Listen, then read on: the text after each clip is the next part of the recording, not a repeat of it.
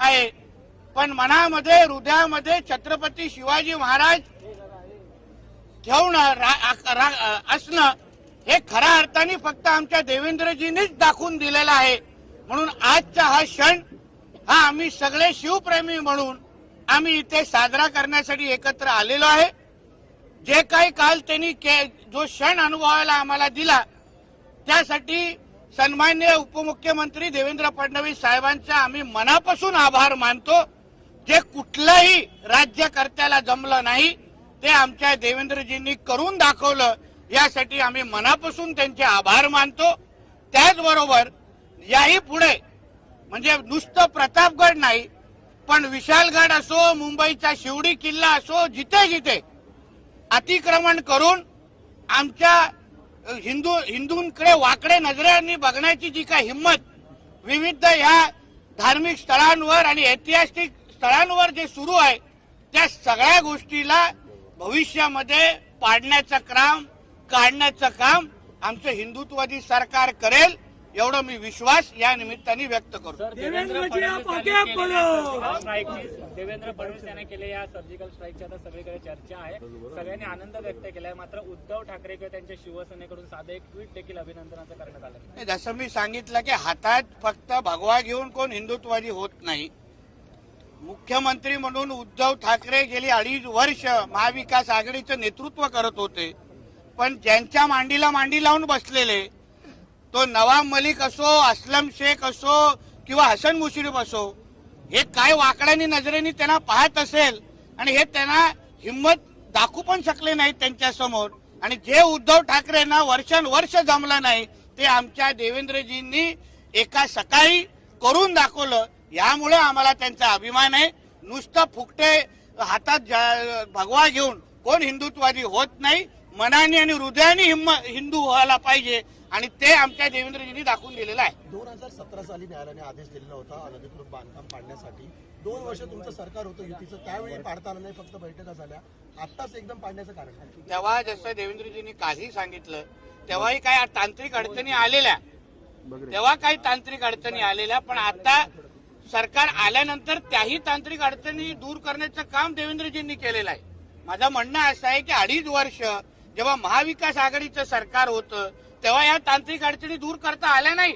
तुम्हाला एवढं हिंदूंवर प्रेम आहे ना, तुम्हाला एवढं महाराजांवर प्रेम आहे, वर्षानुवर्ष सांगताय, उद्धव ठाकरे सांगतात, त्यांचे हे सगळे सांगतात, राष्ट्रवादीचं वर्षानुवर्ष आम्हीच महाराजांचं कॉपीराईट घेतलं असं दाखवता, मग का केलं नाही या सगळ्या गोष्टी? आजच जेव्हा हिंदुत्ववादी विचाराचं सरकार आलं तेव्हा देवेंद्रजींना कसं जमलं? तुम्ही अनधिकृत बांधकाम तर आता पाडलेलं आहे, मात्र विरोधामध्ये असताना तुम्ही स्वतः महाविकास आघाडीकडे मागणी केली होती की ही कबरही हटवण्यात यावी. आता सरकार तुमचं आहे, कबर हटवण्यात येणार का? कधी कबर हटवण्याच्या अगोदर तुम्हाला सांगणार नाही एवढं विश्वासाने सांगतो. कसं तुम्ही झोपेत असताना अतिक्रमण हटवलं, तसं तुम्ही एकदा झोपेत असताना कबर पण तिथे हटवली जाईल एवढा विश्वास आहे. एक लक्षात घ्या. शेवटी या सगळ्या जे अफजल खान असेल, औरंगजेब असेल, ह्यांच्या आठवणी आम्हाला महाराष्ट्राच्या भूमीमध्ये कशाला पाहिजे? त्यांनी आमच्या छत्रपती शिवाजी महाराज असतील, छत्रपती संभाजी महाराज असतील, आमच्या इतिहासाला गालबोट लावण्याचं काम ह्या नालायकांनी केलेलं आहे. त्यांची कुठलीही आठवण आम्हाला महाराष्ट्रामध्ये नको, फक्त त्याची वेळ आणि काळ, यामुळे आम्हाला त्यांचा अभिमान आहे. नुसतं फुकटे हातात भगवा घेऊन कोण हिंदुत्ववादी होत नाही. मनाने आणि हृदयाने हिंदू व्हायला पाहिजे आणि ते आमच्या देवेंद्रजींनी दाखवून दिलेलं आहे. 2017 साली न्यायालयाने आदेश दिलेला होता अनधिकृत बांधकाम पाडण्यासाठी. 2 वर्ष तुमचं सरकार होतं युतीचं, त्यावेळी पाडता आलं नाही, फक्त बैठका झाल्या. आत्ताच एकदम पाडण्याचं कारण आहे. तेव्हा जसं देवेंद्रजींनी कालही सांगितलं तेव्हाही काही तांत्रिक अडचणी आलेल्या, पण आता सरकार आल्यानंतर त्याही तांत्रिक अडचणी दूर करण्याचं काम देवेंद्रजींनी केलेलं आहे. माझं म्हणणं असं आहे की 2.5 वर्ष जेव्हा महाविकास आघाडीचं सरकार होतं तेव्हा या तांत्रिक अडचणी दूर करता आल्या नाही. तुम्हाला एवढं हिंदूंवर प्रेम आहे ना, तुम्हाला एवढं महाराजांवर प्रेम आहे, वर्षानुवर्ष सांगताय, उद्धव ठाकरे सांगतात, त्यांचे हे सगळे सांगतात, राष्ट्रवादीचं वर्षानुवर्ष आम्हीच महाराजांचं कॉपीराईट घेतलं असं दाखवता, मग का केलं नाही या सगळ्या गोष्टी? आजच जेव्हा हिंदुत्ववादी विचाराचं सरकार आलं तेव्हा देवेंद्रजींना कसं जमलं?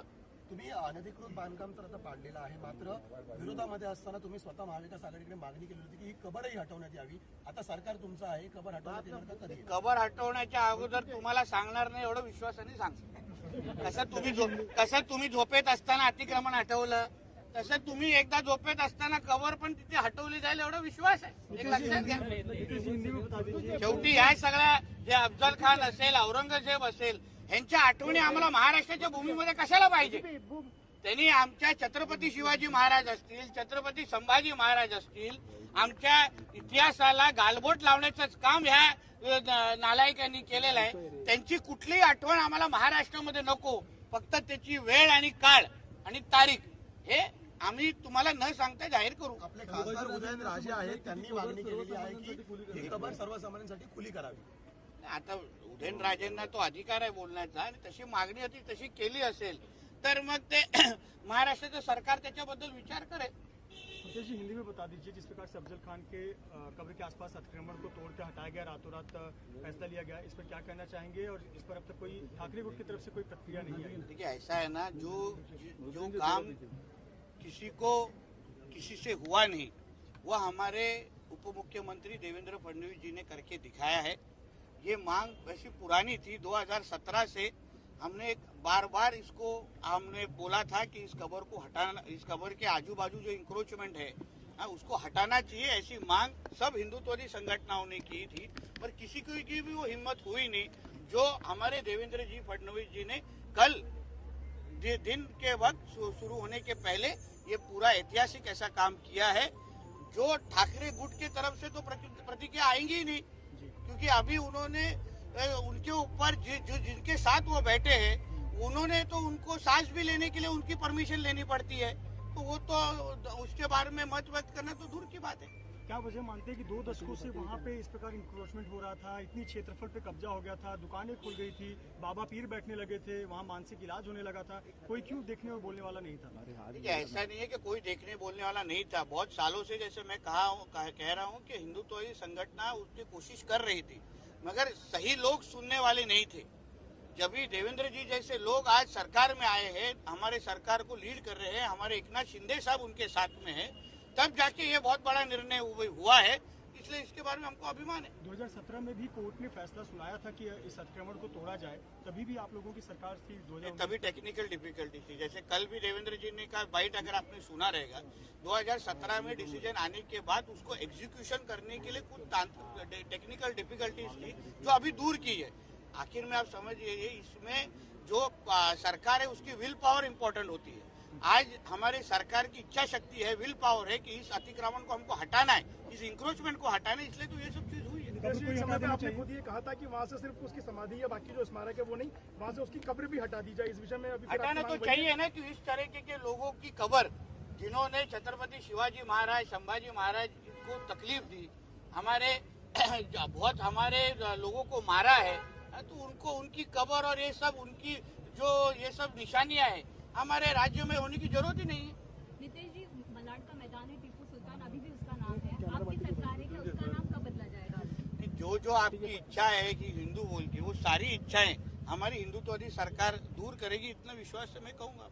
टीपू सुल्तान नाम होना चाहिए नहीं होना चाहिए? क्योंकि नहीं को होना चाहिए, होना तो नहीं चाहिए ना, मगर उसको जिसने लगाया उसको निकालने का काम, सब शुभ काम अभी ये सरकार करेगी. आप चिंता मत करो. फक्त प्रतापगडाचा इशू आहे, आणखी किल्ल्यांवर आणि मी तेच तर तुम्हाला शेवटी जे तुम्हाला तेच बोललो. प्रतापगड आहे, अन्य जे काय विशालगड आहे, तुमच्या मुंबईमध्ये शिवडी किल्ला आहे, या सगळ्या किल्ल्यांकडे जे काय अतिक्रमण करून पाय पसरवण्याची जी काय हिंमत जे सुरू आहे, आणि हिंमत ज्यांच्या जोरावर सुरू होतं ते तर आता काय सत्तेमध्ये नाही आहेत. म्हणून हे सगळे आता गुंडाळायला, आता ह्या प्रतापगड नंतर त्यांना थोडी पण डोक्यात अक्कल असेल तो गुंडाळायला सुरू करतील, नाहीतर अचानक रात्री उचलायला लागेल. आम्हाला दुसरा पर्याय नाही. कोणाचा? सुषमा अंधारे. नाही, मी ह्या विषयावर बोलत असेल तर बोला. आता उजेडाचा दिवस आहे, अंधार नको आहे. चला, आपले खासदार आहेत भाजपचे गोपाळ शेट्टी, आजचा हा विषय टिपू सुलतान संदर्भात जी मागणी केली आहे, मैदानाचं नाव बदलावं अशी मागणी त्यांनी केली आहे. आपल्याच पक्षाचे चांगली गोष्ट आहे. गोपाल शेट्टी साहेब आमचे सिनियर खासदार आहेत, त्यांची तशी मागणी असेल तर सरकार निश्चित पद्धतीने अंमलबजावणी करेल ना. शेवटी मी तुम्हाला सांगतो जी सगळी चांगली कामं आहेत जी आतापर्यंत ज्या कोणा हाताने घडली नाही ते आमचे हिंदुत्ववादी सरकार करून दाखवय. गृहमंत्रीपद झेपत नाही असं ते म्हणतात.